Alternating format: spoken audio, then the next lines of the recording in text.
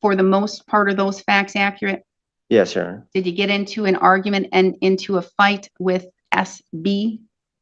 Right out of the gate, notice the tone. Controlled, almost casual.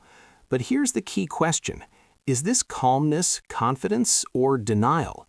Because in court, how you answer matters just as much as what you say. I don't believe so. You don't think you did? I just know that when she dropped me off, she was yelling stuff at me when I drove off. So what did you do? I just drove off. You didn't do anything? Oh, You didn't provoke a disturbance? no. Good, we're going to trial. Thanks. We'll set this matter for a trial. Okay? We will go on the record in the matter 24 CM 202, State of Wisconsin versus. This is a classic minimization strategy, downplaying conflict to avoid escalation in charges. But here's the problem. When a defendant says, "I don't believe so," instead of a firm no, that hesitation can raise red flags in a courtroom. Versus Andrew Koti. The state appears through Assistant District Attorney Holly Rockow in person. Mr. Koti appears in person in custody with counsel Joel Feliski. We're set today in this matter for a plea and sentencing hearing. The parties have reached an agreement. Mr. Feliski, can you please recite the agreement for the record? Yes, Your Honor. Mr. Koti has agreed to plead to one count of misdemeanor disorderly conduct. And just like that, trial. No deal, no resolution. That usually means one thing. Both sides think they can win, or at least aren't willing to back down. With the remaining counts in the complaint dismissed and read in, and a joint recommendation by both parties for court costs totaling $443. And I believe he was in the process of a revocation. Was he revoked or did? Yes, Your Honor. As of yesterday afternoon, the final decision from the administrator came in, and he has been revoked, and he will be sent to Polk County for sentencing. Okay. And what? Now, this is where things get layered. We're not just dealing with one incident. There's a history here. Prior substance-related charges, revocation. This paints a broader picture for the judge. And in sentencing, history often speaks louder than words. What charges was he convicted of in Polk County? I believe they were substance use related, Your Honor. I was not originally opted into that case. That was my predecessor, Mr. Pollack. Unfortunately, I cannot speak to any detail as to the nature of those charges. All right, thank you. I can just pull it up. I just am curious.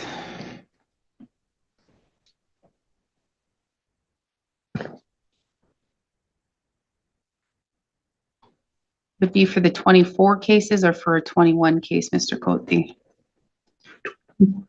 24? Oh, 24 case. Okay, so for the 24 cases, possession of amphetamine as a repeater,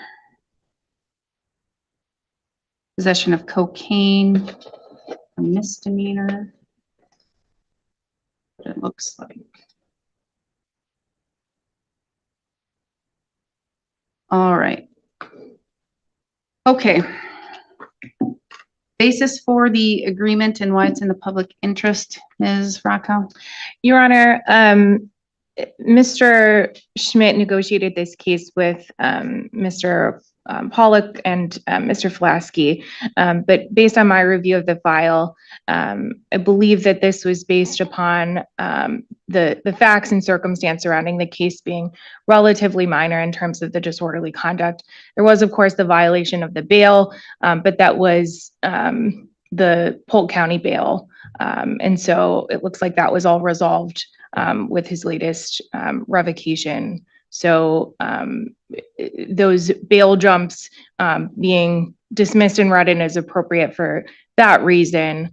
And I don't believe that any additional confinement or supervision is going to be necessary as he is facing that sentence for the revocation. Okay. All right. So we do have victim SB in the courtroom here today, and Ms. Bauer, SB would like to make a statement. Is that correct? Yes, Your Honor. SB may come up here and have a seat at the black desk, and you may provide a statement. If you are going to read something, please read it very slowly so my court reporter can take everything down. Of course.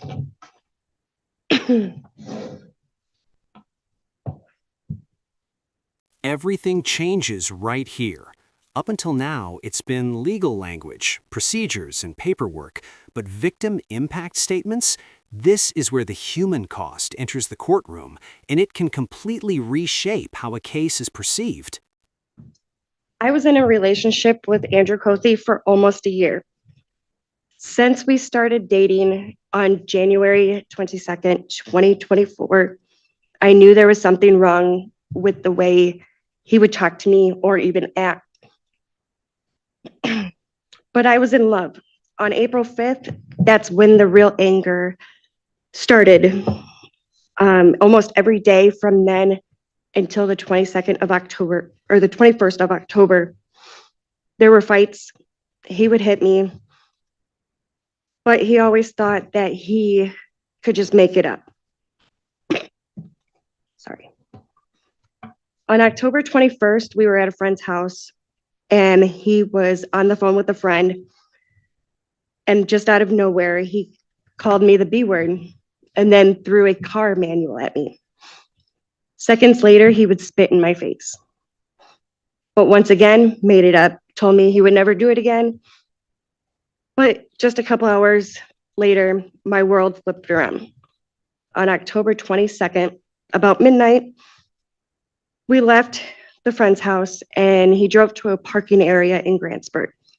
I ended up falling asleep in the passenger seat, like I always had. He ended up waking me up to ask me where the drugs were. I handed him what he had wanted, and I went back to sleep. He woke me up again and asked me for the other bag. I said I gave him everything I had, and I didn't have anything else. He got angry and started firing the flare gun out the sunroof. The second time he woke me up, he asked me once again, and I told him the same thing I had told him the first time.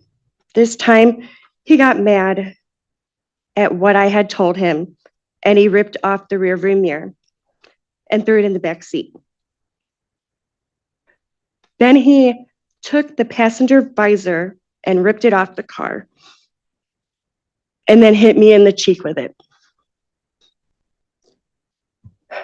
The third time he asked, I told him the same thing. This time, he ripped off my glasses, bent them, and broke them. So I thought I was going to try and call for help.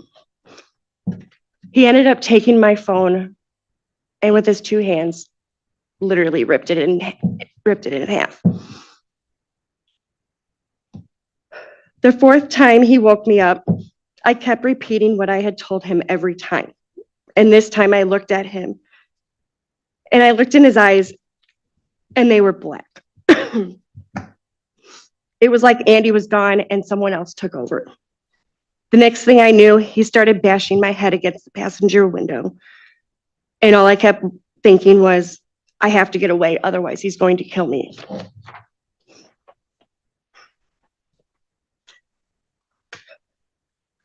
So I had got him calmed down enough to where he would drive to Dollar General where the van was parked. We were going to move it, but we decided he didn't want to because he was getting tired. He let me drive the car, and I knew that was the only way I was going to get out. I drove the car to the Frederick Trailer Park, where I knew I would be safe. I parked in the front entrance and stopped. He woke up and started yelling, calling me every name in the book, but I was only able to grab my purse, and that was it. I started walking to my friend Jen's house in the park, and I got there, and she asked me if she could call, and I said yes, and fell to the ground. The cop from town came and my body started going numb. I ended up throwing up and passing out. Not knowing what was going on, they called the EMTs and I went to the hospital and had a CT scan. Your Honor, this is still painful for me. I have anxiety and panic attacks now every day. I am actually on nightmare medicine. I don't know the name of it. But I have nightmares every night, every time I sleep, of what he did to me.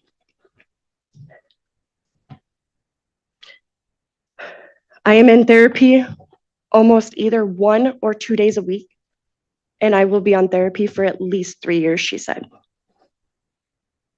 This was 6 months ago, and yet it still gets to me every day. I don't know how I'm going to move on from this. So I'm asking you for some stipulations.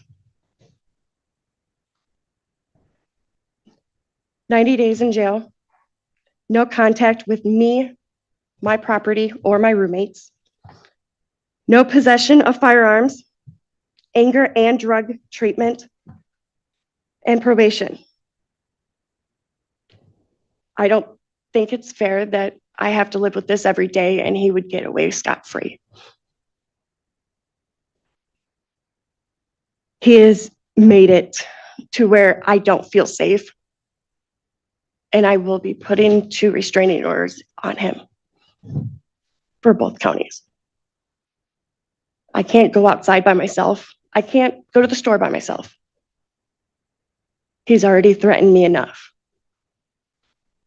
Thank you. Thank you. Just a bit of information. You only need 1 restraining order. It covers you everywhere. Okay, So you Thank don't you. need to go to both counties. Thank you for your statement. thank you. And for the record, and I'm sure that, well, maybe the state had more information, but that's not any of the information that is contained in the criminal complaint. The criminal complaint is very sparse and just indicates that there was an argument and it may have escalated, but what I have access to doesn't discuss the level of what that argument may have been or consisted of.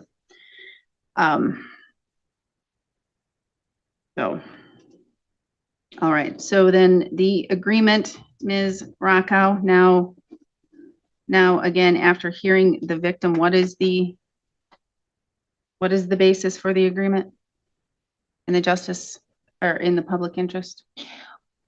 Well, Your Honor,